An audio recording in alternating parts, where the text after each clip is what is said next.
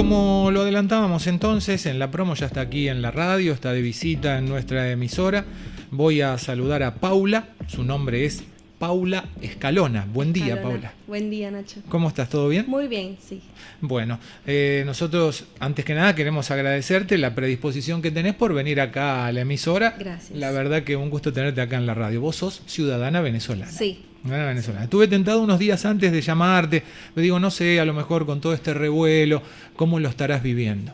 Sensible, la verdad que fue una semana muy sensible, muy como con sentimientos encontrados, porque a la vez uno, obviamente dentro de lo que es la situación país, uno que está afuera como que siente un poquito de alivio, pero a la vez el temor de qué está pasando allá, cómo está la familia, si las cosas están bien o no están bien.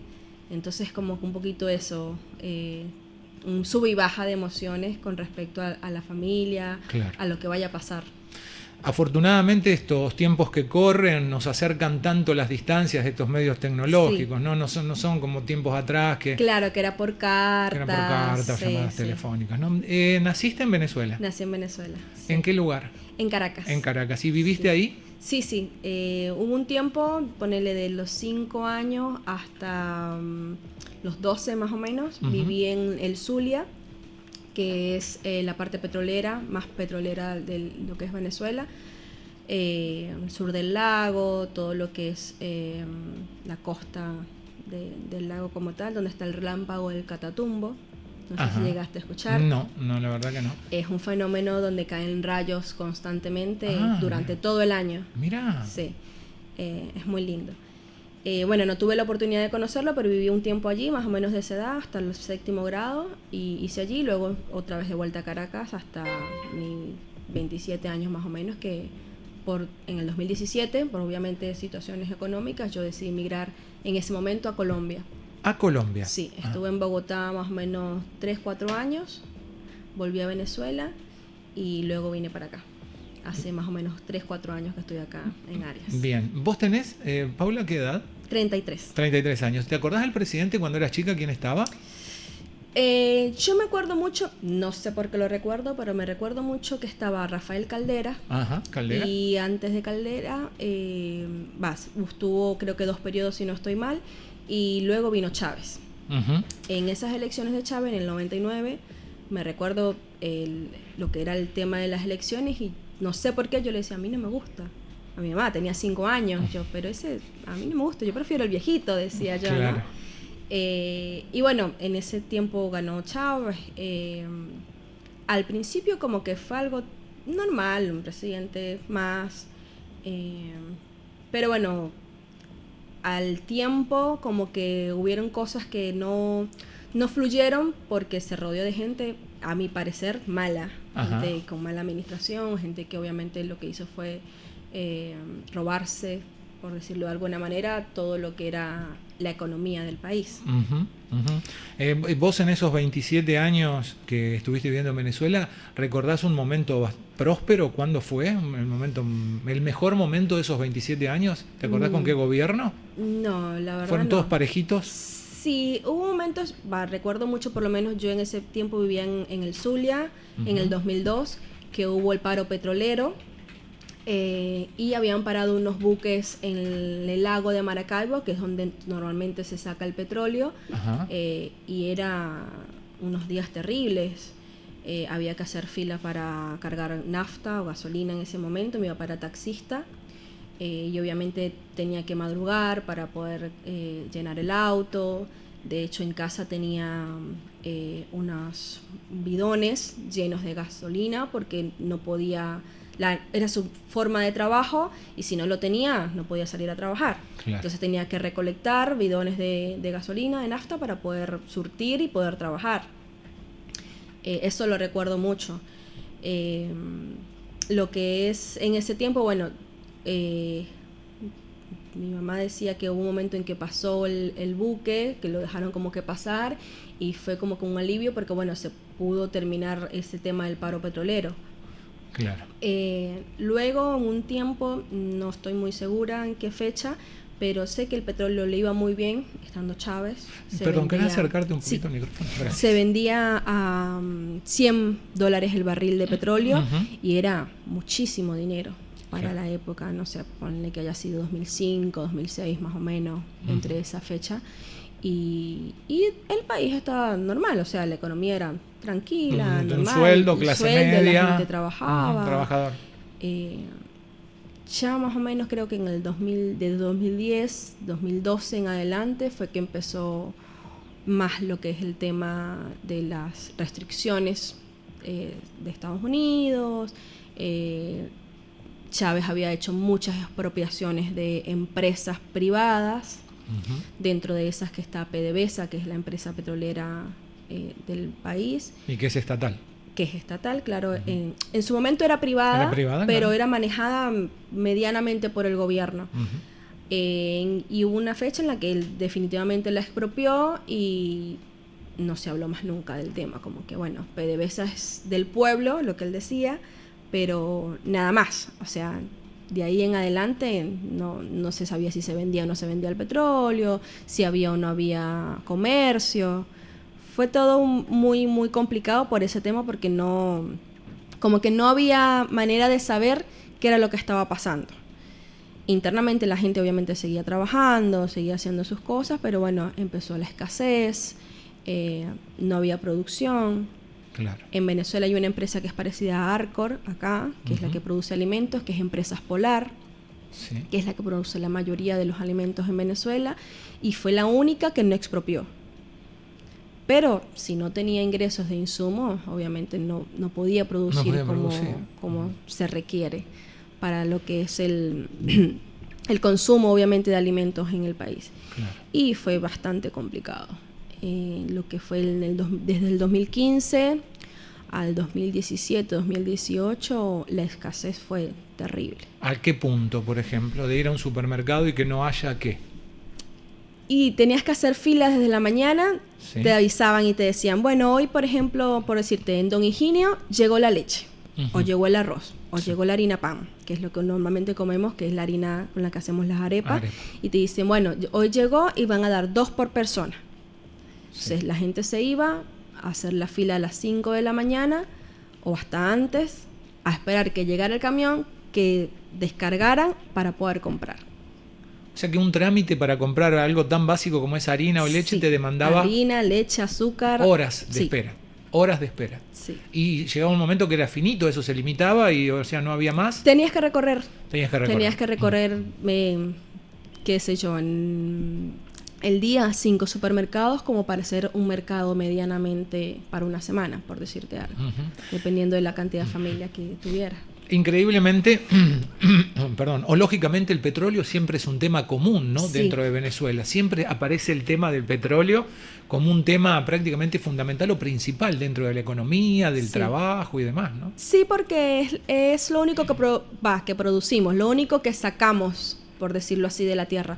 Pero Venezuela es un país muy próspero en cuanto a agronomía, porque cualquier semilla que caiga en la tierra nace, crece, da frutos, y es algo que es increíble porque no en todos los países pasa.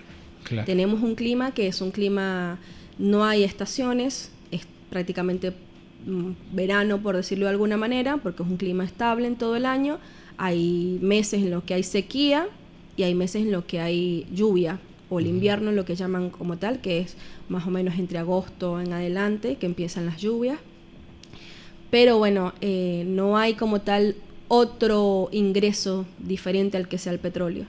Claro. El petróleo es como que el único ingreso económico que puede tener el país de hace mucho tiempo. En los años de 1900, algo así, sé que fuimos exportadores de carne también en un momento y de café. Ajá. Viste que Colombia, por ejemplo, es muy buen exportador de café a nivel mundial, y nosotros en su momento también lo fuimos. Pero bueno, no hubo como que esa inversión en esa área, sino que bueno, a raíz del petróleo como que lo demás quedó al olvido. Claro, quedó como opacado. Sí. Qué transición terrible debe haber sido, ¿no? La del presidente Rafael Caldera, que es reconocido mundialmente como quien le Sí. generó una liberación económica al país tras golpes de Estado. Era como un aire nuevo y pasar, ¿no? al chavismo. Lo que pienso yo, porque realmente en tema político como que no estoy muy interiorizada, pero en lo vivido, Chávez ofreció muchas oportunidades. La idea del socialismo era obviamente que la gente aprendiera más cosas, que los pobres tuvieran un poco más, que tuvieran mejor acceso a educación, más acceso capaz a viviendas, acceso a cosas que se quedó en la promesa. Porque, digamos, yo me acuerdo, por ejemplo, mi abuela paterna no sabía escribir, y a raíz de lo que fue la misión Robinson, que enseñaban a la gente mayor a escribir, a leer, las cosas básicas que en su momento obviamente no entendían, ella aprendió, ¿sí? Aprendió a escribir, ella venía de asistir a la iglesia, aprendió a leer la Biblia, entonces era como que bueno, hay cosas que sí, mucha gente pudo estudiar en las universidades que él fundó, como la Universidad Bolivariana de Venezuela, que sí, hay ciertas cosas que te enseñan, pero bajo la doctrina socialista. Entonces eso es Somos muy parecidos en eso.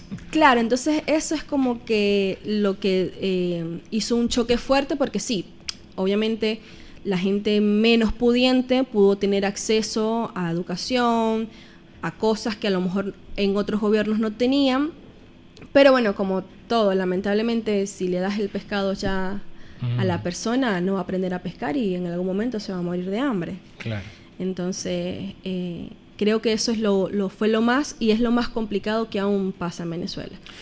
¿Las universidades son pagas o hay educación? Hay universidades privadas y hay universidades públicas. Bien, obviamente con las universidades públicas son las más populares, ¿no? Son las más populares, pero las más complicadas para ingresar. Ajá, es muy restrictivo. Sí, yo por ejemplo quise estudiar comunicación social. Yo estudié en un colegio católico subsidiado en Don Bosco.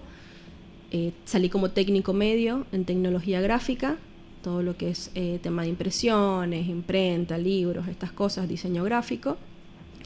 Siempre me gustó y luego decía, bueno, quiero estudiar comunicación social. La universidad pública, que es la Universidad Central de Venezuela, que está en Caracas y que da esta profesión, es muy complicado el ingreso. Uno presenta una prueba, vas, haces cursillos, pero eran, no sé, por decirte un número, 5.000 estudiantes, de los cuales entraban 100 o 50. Un porcentaje bajísimo. Entonces era muy difícil. En un momento llegué a entrar a la Universidad Central, pero entré como en la carrera de trabajadora social, como trabajadora social. El primer año muy bien, cuando iba a pasar al segundo año empezó el tema 2010, 2012 más o menos, las manifestaciones estudiantiles, la misma situación del país, pero dentro de la universidad. Claro. Entonces habían paros, no podías ir a estudiar, quemaron el rectorado de la universidad. Entonces era como que, ¿cómo quieren que uno piense o cree en el socialismo cuando realmente hay destrucción, hay gente mala? Recuerdo mucho que había un compañero de clase que le faltaba una mano y parte de la otra porque había hecho una bomba molotov para lanzarla al rectorado en los tiempos fuertes de lo que eran las manifestaciones, y él lo contaba como si fuera una gracia. Sí, digo, qué bárbaro, ¿no? Perder las extremidades. Sí, ¿no? sí, era una gracia para él, y yo decía, pero ¿cómo? Si estás estudiando una carrera que es trabajo social, donde se supone que te abocas hacia la gente, hacia la comunidad, a mejorar situaciones. Le tiró una bomba. Claro. Entonces era como que, bueno. En ese tiempo yo, no hice el segundo año, no terminé el segundo año, y mi hermana, que estaba un poco menor que yo, nos llevamos 3 años, estaba terminando el bachillerato, y en mi comunidad, como decir acá Arias, Venado, donde yo vivía, es Petare, es un municipio del estado Miranda, que está al lado de Caracas, pero es todo lo que es Caracas, Miranda, como decir una sola provincia. Bien. Y el alcalde de ese sector en ese momento era no me viene ahora el nombre, estaba dando becas para estudiar en universidades privadas. Entonces tú ibas igual, presentabas un examen de estudios para ingresar a la universidad y luego te hacían un estudio socioeconómico. Entonces, que justificara la beca. Claro, que justificara la beca, obviamente que vivieras en el municipio, además de eso hacías, la forma de pagarlo de alguna manera era haciendo labores sociales en la comunidad, haciendo actividades. Ah, bien, no era gratis, no era un subsidio que lo recibías cruzado de brazos. Claro, Tenías que retener una contribución a la sociedad. Sí, sí. Muy bien. Y bueno, a raíz de allí hice el examen y estudié publicidad. Ajá. Técnico medio en publicidad. Bien. Y la verdad, excelente, o sea, toda la carrera sin ningún problema, ellos hacían todos los trámites, uno tenía obviamente que cumplir con lo que eran las actividades de labor social, se iba una vez a la semana o cada 15 días a distintos lugares a hacer actividades, y fue muy lindo lo que fue ese transcurso de estudio, porque además dentro de lo que era la comunidad de Petare, él hizo muchas cosas. Ya te voy a buscar cómo era que se llamaba, porque la verdad no me sale ahora. Con esa realidad que tienen las universidades y demás, privadas, públicas, sí, tan restrictivas y con una zaranda tan finita, ¿cómo está la cuestión de profesionales? ¿Faltan profesionales? ¿Faltan médicos? ¿O están bien en comparación, ¿no?, con la cantidad de habitantes? Mira, profesionales hay muchos. Uh-huh. Porque la verdad, creo que el venezolano en lo que se destaca es que siempre estudió. A pesar de las restricciones que pudimos haber tenido, pudimos sacar una carrera universitaria. Así sea un técnico que es 3 o 4 años, pero siempre estuvimos como que eso de estudiar para ser mejor, para salir adelante. Y hay muchos profesionales. Pero al momento de que no haber empresas privadas, no haber algo que te pueda ofrecer una mejor estabilidad, la gente tiene que hacer otras cosas para poder subsistir. O sea, un profesional que se recibe es un odontólogo. ¿Vos decís que tiene que tener otra actividad paralela también para subsistir? Lo que es medicina, lo que es odontología, lo que es medicina como tal, la mayoría tiene su trabajo público y su trabajo privado. Claro. Sí, como acá. Claro. Pero hay otra gente que tiene que hacer otras cosas. Uh-huh. Por ejemplo, mi papá es mecánico y trabaja por su cuenta. ¿Un taller tiene? No. Él trabaja independiente, tiene sus clientes, va directamente a los domicilios. Ah, trabaja en domicilio. Sí. Como un auxilio. Claro, más como o un menos. Auxilio. Sí. Bien. Pero ¿Y más o menos se puede vivir siendo así mecánico? Como independiente, sí. Como independiente, porque sí. Como que te resulta más tener, en este momento en Venezuela se maneja mucho lo que es el dólar. Uh-huh. El bolívar pasó prácticamente a un segundo plano, más allá de que se utiliza de manera digital, porque los bolívares en algún momento como que eran tanto dinero que tenías que llevar para hacer un pago que ya no se usa mucho el efectivo. Uh-huh. Entonces todo es por pago móvil, que es como decir acá Mercado Pago, transferencias, uh-huh, cosas así. Y el dólar en físico. ¿El dólar físico es lo que más circula? Sí. El dólar físico es lo que más circula. Bien. Actualmente, por ejemplo, tu familia, tu hermana, me decís, ¿en qué trabaja?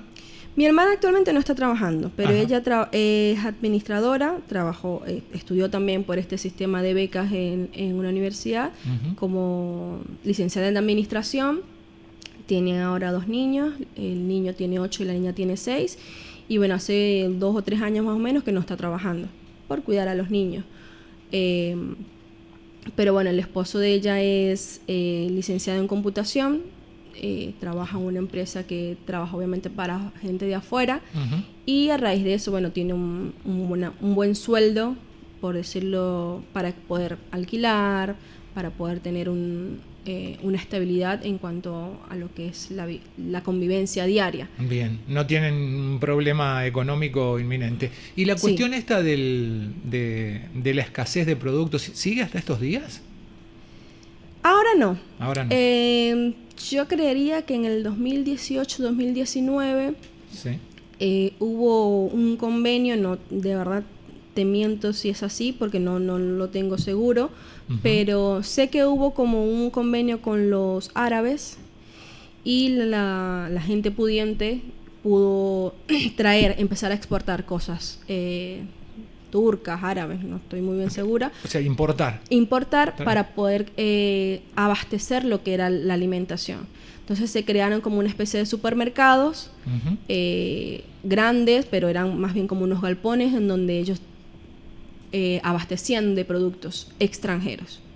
Todo con letras árabes, todos con nombres capaz un poco distintos a lo que uno conocía. Turcos, como les decía. Exactamente.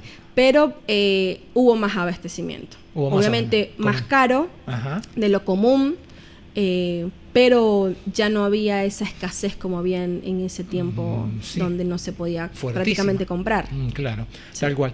¿Y tu familia, sí, por ejemplo, y vos también estando acá, pero después de tantos años en Venezuela, ¿se veían venir esto de los Estados Unidos? ¿Lo veían? No. Porque Maduro tantas veces agitó.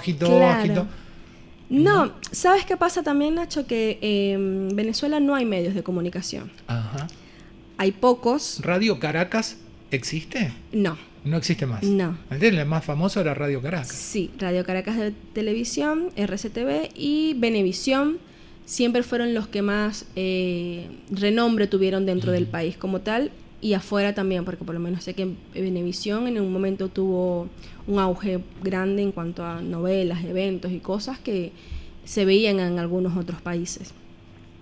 Pero luego de que cerraron el canal de televisión, de RCTV, que le hizo una contra muy fuerte a Chávez, los otros canales como que se omitieron.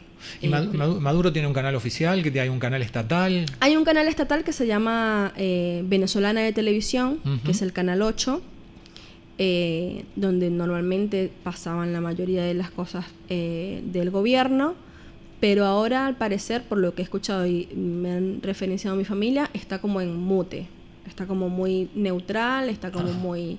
Stand-by. Sí. Sí. Así que no se lo esperaban a esto. No.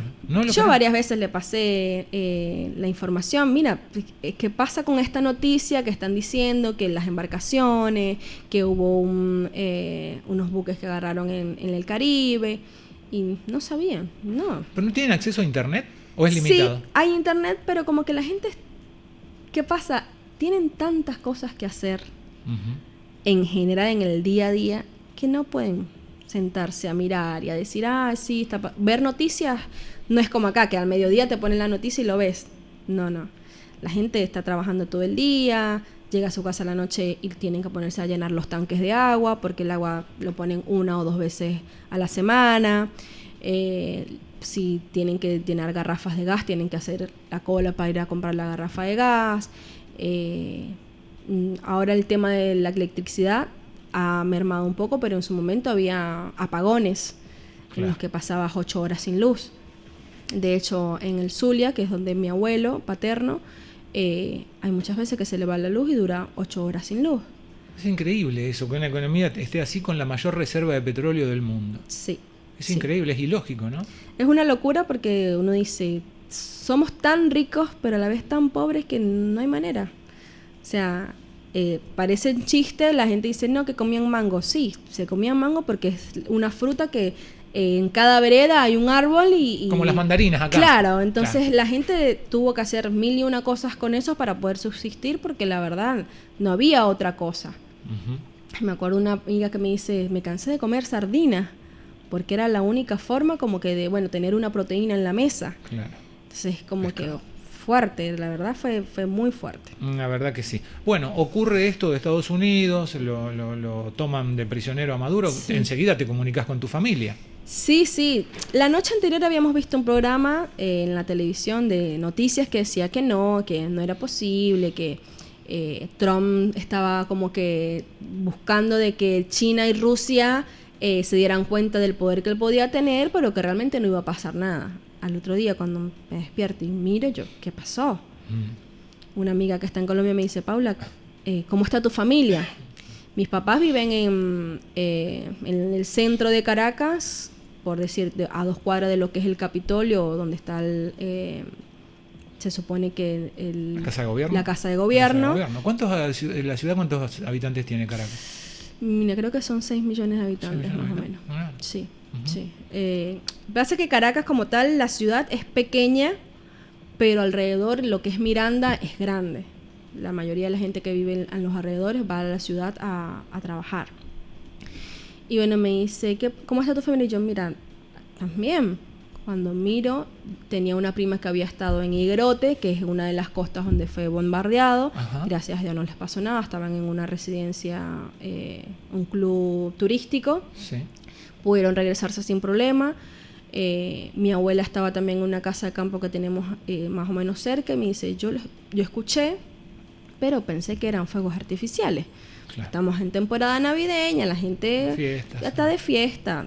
Yo me acosté a dormir, me dice ella, me acosté a dormir. Y cuando nos levantamos en la mañana, sí, resulta que las noticias, las cosas, tenemos familiares también que son militares y nos estaban de permiso. Uh-huh. Obviamente al tener la noticia, cada quien tuvo que ir a presentarse a su lugar de trabajo. Por lo menos los militares sí. Tuvieron que ir y presentarse a ver qué pasaba. O sea, los toma tan de sorpresa que no tienen opción de ninguna represalia, nada, no. Se entregan directamente sin el menor conflicto. No hay conflicto. De hecho, bueno, el miedo que había era porque, bueno, si hay temas militares, seguramente se iba a desplegar Claro, si había resistencia, claro, iba a ser peor. Pero no, mi abuela por lo menos me dice, no, lo que sí teníamos miedo era de los colectivos. Los colectivos es un grupo de personas que no tienen ninguna instrucción militar, pero que tienen armas. Claro. Y no sabes con qué te vas a salir, porque obviamente son gente que tienen un arma en la mano y no te va a preguntar si sos de derecha o si sos de izquierda. Simplemente te va a amedrentar o te va a pedir dinero o cualquier cosa para dejarte pasar. Uh-huh. Gracias a Dios no hubo ningún problema, ellos pudieron llegar tranquilos a su casa. Mis papás no estaban en ese momento en Caracas porque habían ido a visitar a mi abuela al Zulia. Ajá. Entonces no tuvieron como que esa repercusión de saber qué pasó o escuchar algo. Pero bueno, dentro de todo fue una sorpresa total. ¿Y qué dicen? ¿Está bien? ¿Está mal? ¿Qué les pareció la idea? ¿Pone fin a algo? ¿Comienza otra era? Es complicado. Uh-huh. Por lo menos mi papá, que no es político para nada, él dice no era la manera. Uh-huh. Obviamente porque, como él dice, eran familia, las personas que murieron en el momento, porque tenemos familiares, yo creo que de 10 venezolanos, 8 tienen familia trabajando en el área militar. Uh-huh. Pero bueno, lamentablemente no había otra forma. Por más que uno lo viera por otro lado, la única manera de tener como una esperanza era hacer algo para que ese gobierno se desarticulara y poder ver otras opciones. O sea, Maduro se iba a quedar eternamente toda la vida. Sí, y si no iba a ser él, iba a poner a alguien claro, seguramente. Sí, tal cual. ¿Se puede entrar y salir tranquilamente de Venezuela? Vos, por ejemplo, saliste, te fuiste a Venezuela, ahora querés volver, podés entrar tranquilamente, decir, o no hay una restricción o una cuestión de informativa, de interrogatorio, ¿dónde estuvo usted que se fue del país? Mira, a ciencia cierta no sé cómo es el tema para entrar con respecto a los documentos. Sí sé que, por ejemplo, si tienes el pasaporte vencido, uh-huh. tienes que pagar un salvoconducto. Sí. Que lo pides por la página de ellos, como que justificar el por qué el pasaporte está vencido y qué va a hacer uno ingresando. Y es un papel que te vale $60. Ajá. Mi amiga que está en Colombia falleció un sobrino y tuvo que viajar. La mamá se le había vencido el pasaporte y tuvo que hacer eso para poder viajar. Ahora, eso más que todo con el tema avión, cuando viajas en avión. Ya por tierra creo que es un poco más fácil porque obviamente uno con la cédula de identidad, que es como decir el DNI acá, uh-huh. Puedes ingresar. Pero el tema más engorroso es con el pasaporte. El pasaporte es lo que más te traban porque te dicen, bueno, si está vencido, no está vencido, podés ingresar o no. Igual como que siempre te van a pedir una parte monetaria para poder avanzar, sí o sí. Claro. ¿Vos creés que hay muchos venezolanos viviendo en la Argentina y en algunos países? Sí. Bueno, como un intercambio, también hay muchos argentinos seguramente viviendo en otros países. ¿Vos creés que ahora alguien tiene el deseo de volver a Venezuela? Yo creo que todos siempre tenemos el deseo de volver. Ajá. ¿De volver y de volver y que radicarse? Yo pienso que sí. ¿Por qué? Porque Venezuela es un país tan lindo, con un clima tan hermoso, con paisajes espectaculares, que uno como que se queda con eso. uno siempre cuando está afuera, siempre añora la montaña. En mi caso, que es Caracas, está el Guaraíra Repano o el Ávila, que es una montaña impresionante, que todos los días cuando tú te levantas, lo primero que ves es esa montaña y dices, wow, como que te da la energía para seguir, claro, ¿no? Y creo que la mayoría de los venezolanos pensamos en eso, como que en las cosas buenas que tenemos o que tuvimos en su momento para regresar. ¿Qué pasa? Que obviamente el tema familia, el tema amigos, no están ya. Entonces es como que te quedas... Es otra la realidad. Claro, ¿no? Quiero ir, quiero hacer, pero ¿a qué voy? Si, bueno, hay mucha gente que se le mueren familiares, ya no están los padres, no están los amigos. Yo te doy un ejemplo, en mi curso de bachillerato nosotros éramos 35 más o menos alumnos. Ajá. Y yo estoy segura que más o menos el 80% está fuera del país. Está fuera del país. De mis compañeras, directamente, hay 2 que tengo referencia que están en el país. ¿Solamente 2?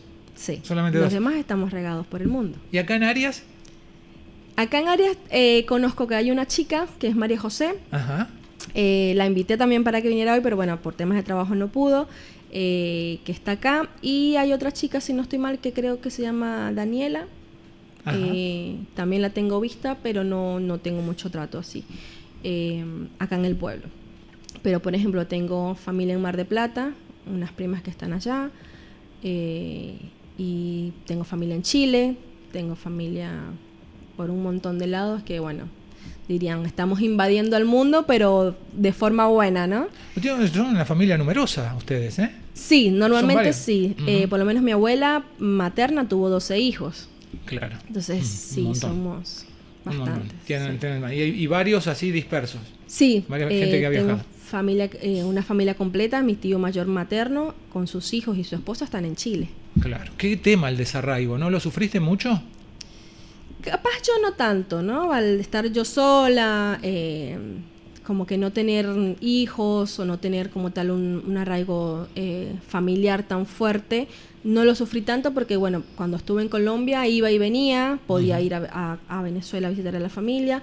Ahora, por ejemplo, se me ha hecho complicado el viajar, pero bueno, siempre uno está en comunicación constante, las llamadas, las videollamadas y el saber que están bien, como que eso reconforta a uno. Pero por lo menos mis primos que están en Chile, les costó mucho porque ellos venían en un pueblo pequeño, como decir la Patagonia, porque es una zona fría, pero que la pasaron muy mal.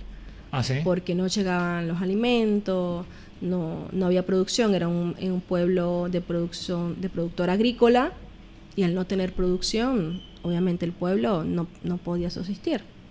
Habían salido de Venezuela y se habían encontrado con una realidad. Entonces, claro, es complicado y bueno, ellos por lo menos pudieron irse todos como familia, el vínculo completo a Chile y bueno, están allá ahora, gracias a Dios les está yendo muy bien, pero bueno, si no, yo creo que no hubieran podido irse unos y dejar a los otros, porque siempre fueron una familia muy unida, un núcleo familiar pequeño, pero muy unido. ¿Qué diferencias sociales ves, por ejemplo, entre la Argentina y Venezuela? Las familias, los senos familiares, ¿son más unidos allá? ¿Somos más unidos acá? ¿Son más familiares? ¿Somos más familiares? Yo creo que la suerte de caer en una familia en la que es bastante unida. Ajá, sí. Bien. Por lo menos los fines de semana, todos los domingos, se reúnen y se come el asado, ¿no? ¿Se hace en Venezuela eso?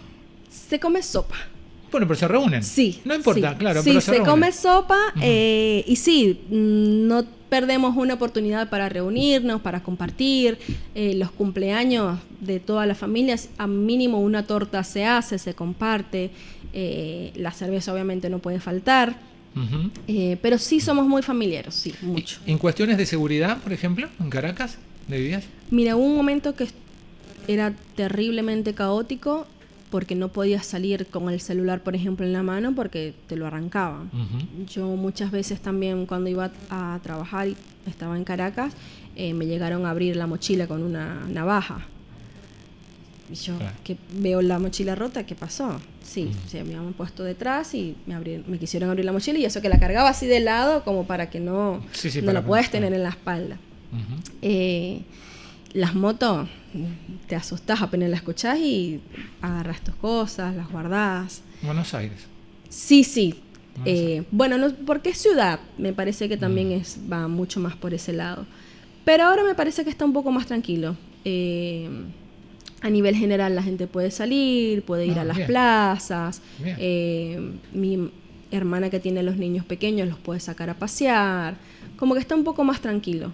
Bueno, me alegro mucho. Sí. Viniste a la Argentina porque lo conociste a tu esposo. Sí. Conociste a Martín de esto de las Sí. redes sociales, pues se conocieron por redes. Más o menos, entre las redes y entre que yo había venido acá por una prima a Venado, entonces con ella tuvimos el contacto con Martín. Y claro, nos conocimos antes de pandemia. Sí. Y al caer pandemia, la única comunicación eran las redes, el WhatsApp. Y creo que a raíz de la pandemia también como que se vivió otra realidad. Sí, ¿no? fue una realidad totalmente paralela a la realidad paralela, sí. Sí, tal cual. Y por ejemplo, seguramente tenés ganas de volver a visitar a tus familiares, y demás, papá, mamá. Mis sobrinos todo este año me llamaron, tía, vas a venir, en diciembre vas a venir. Yo, no puedo. Bueno, y las vacaciones, ya las vacaciones son en agosto. Ah, claro. Lo que es vacaciones escolares. Yo, bueno, papi, está bien, para las vacaciones seguramente sí. Ah, bueno, entonces se quedó como un poco más tranquilo. Pero sí, las ganas de ir siempre están. Y te pregunto, estaba pensando justo, con el tema del combustible que dicen que es tan barato, que la nafta uno carga prácticamente nafta gratis y demás. Sí. ¿Hay muchos vehículos o hay más tracción, hay más bicis? No, sí hay, no. Por lo menos en Caracas hay muchos vehículos. Hay muchos vehículos, sí. Pero bueno, el tema de cargar, había una gasolina subsidiada, que es la que da el gobierno, que sí, que es económica, pero bueno, tienes que hacer fila, a veces hay, a veces no hay, entonces la gente como que, bueno, prefiere, si lo necesita y lo puede pagar, lo paga en dólares. Creo que está con $20 llenas el tanque, algo así. Ajá. No te sé decir. Pero hubo un momento que estaba terrible, la gente tenía que cargar con los bidones de gasolina dentro del auto, porque si no sabías si viajabas y llegabas a un lugar y no había nafta, te quedabas ahí esperando. Claro. Nos pasó, antes de yo venir para acá, que en el 2022 viajamos a Margarita con un tío. Fuimos primero hasta donde se agarra el ferry y mi tío, decía, yo tengo que tener la gasolina porque no sé si a dónde vamos a ir vamos a poder cargar o no. Genera un problema. Claro. Y nos paró la policía, que no podían, que sí podían. Pero decía, pero en ninguna parte, en ningún lado te dicen que está prohibido. Llevar o que tengo que pagar algo, o que tengo que tener un permiso. En ningún lado. Entonces, los policías que sí, que era mi tío, le dice, bueno, acá pasa un arroyo cerca, ¿no? Sí. Bueno, yo voy, lo tiro allá la gasolina y me voy. No, señor, que no puedo hacer eso. Claro, querían obviamente que él les pagara o que les dejara la gasolina y seguir. Claro. Entonces, lamentablemente, el tema, no sé cómo llamarlo, de la viveza de querer tener algo para oprimir al otro siempre está. Ya sea monetario o ya sea cómo podemos arreglar, qué tienes a cambio, porque si no, no pueden pasar. Lamentablemente aún sigue pasando eso, y lo peor del caso es que siempre es con gente, policías, militares, autoridades. O sea, los que nos debieran proteger. Claro. Los que nos debieran proteger. Paula, no te robo más tiempo. Mirá, tuvimos casi 40 minutos ahora. Muy bien.